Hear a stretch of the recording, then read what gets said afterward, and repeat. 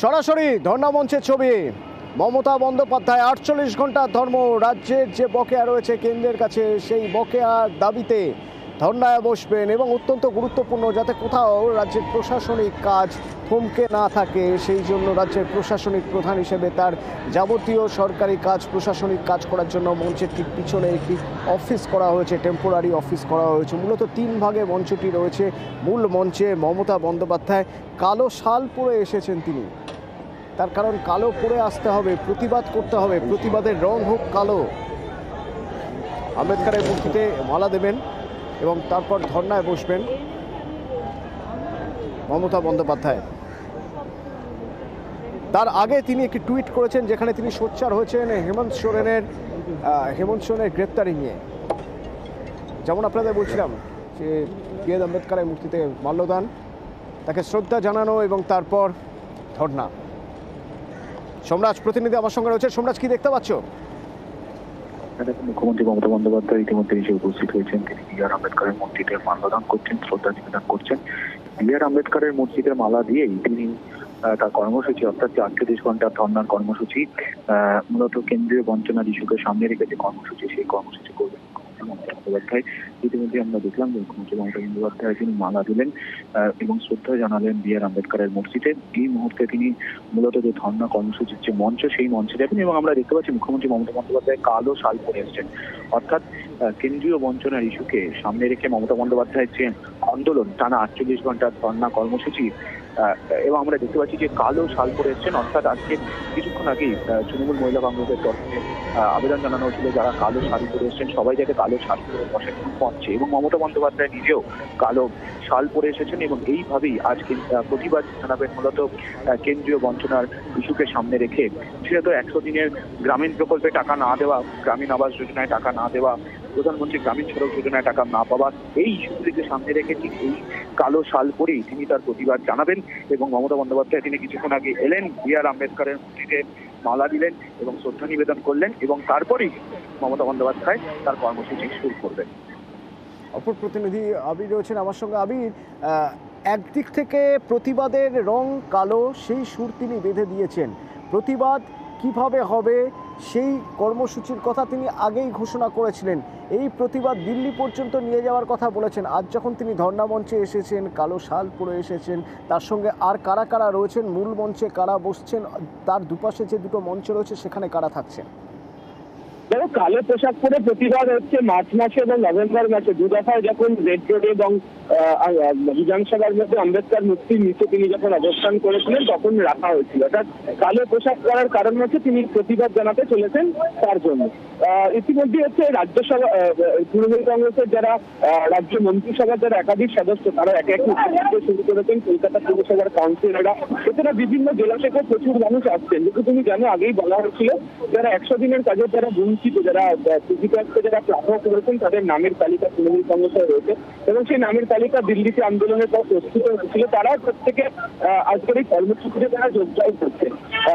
আজকে এবং আগামীকাল যেহেতু মমতা বন্দ্যোপাধ্যায় থাকবেন, আজকে মূলত ১০০ দিনের কাজের যারা বঞ্চিত তারা, এবং আগামীকাল যারা আছে আবাস যোজনার ক্ষেত্রে যারা বঞ্চিত হয়ে গেছেন কেন্দ্রীয় অর্থনীতি, সেই ব্যক্তিদেরকে তাদেরকে মঞ্চে হাজির থাকতে বলা হয়েছে। এবং মূল মঞ্চ ছাড়াও দুটো তাঁবু রাখা হয়েছে যেখানে সাংগঠনিক বৈঠক করার পাশাপাশি দলীয় কাজ করার পাশাপাশি প্রশাসনিক কোনো কাজ করার দরকার পড়লে সেখানে তিনি ব্যবহার করবেন। এবং বিভিন্ন জেলাগুলি থেকে ইতিমধ্যে বহুল ইতিমধ্যে আসতে শুরু করে দিয়েছেন।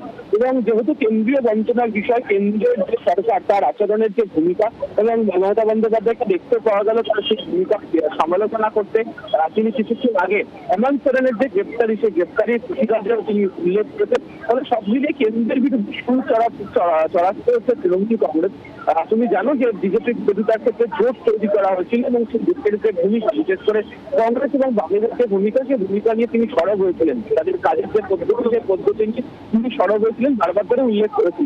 তবে নির্বাচন পরবর্তী সময় বা অধ্যায় তারা যে কথা বলতে পারেন নির্বাচনের ফল বেরোনোর পর গোটা বিষয় নিয়ে আলোচনা প্রক্রিয়া গোটা করে তেমন বক্তব্যের কথা বারবার করে উঠে আসে।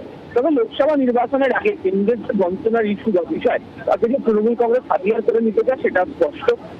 100 দিনের কাজ বা আবাস যোজনা বা সড়ক যোজনার ক্ষেত্রে অর্থ না দেওয়ার যে বিষয়, গ্রামের বা প্রান্তিক মানুষের মধ্যে যে প্রভাব পড়ছে সেই বিষয়টা স্পষ্ট তৃণমূল কংগ্রেস বলছে, উল্লেখ করছে।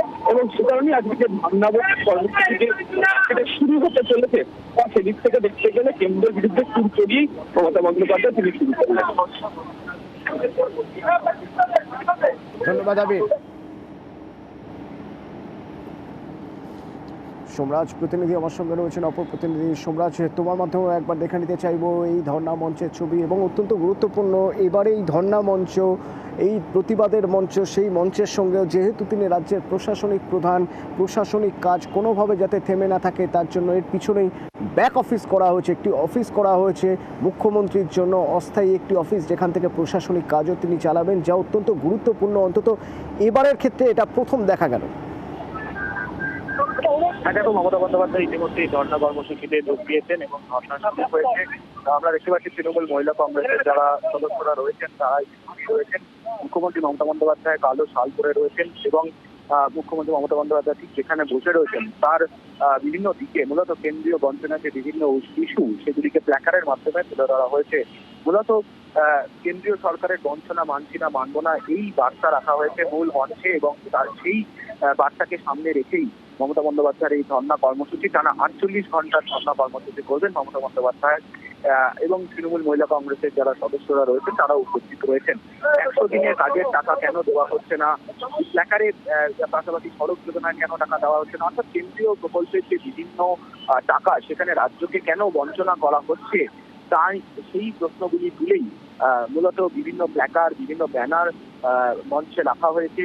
আর মমতা বন্দ্যোপাধ্যায় ইতিমধ্যেই সেই ধর্ণা কর্মসূচি শুরু করেছেন। বিভিন্ন সময় স্থানীয় নেতৃত্বকে যারা নেতৃত্বরা রয়েছেন তাদেরকে নির্দেশ দিচ্ছেন, প্রয়োজনীয় নির্দেশ দিচ্ছেন এবং মমতা বন্দ্যোপাধ্যায়ের যে মূল মঞ্চ অর্থাৎ যে ধর্ণা মঞ্চ তার দুদিকেই আরো দুটি মঞ্চ করা হয়েছে যেখানে যারা 100 দিনের কাজের টাকা যারা পাননি, যারা বঞ্চিত হয়েছেন তারাও ইতিমধ্যে এসে উপস্থিত হয়েছেন, এই প্রতিবাদ আন্দোলনে সামিল হয়েছেন।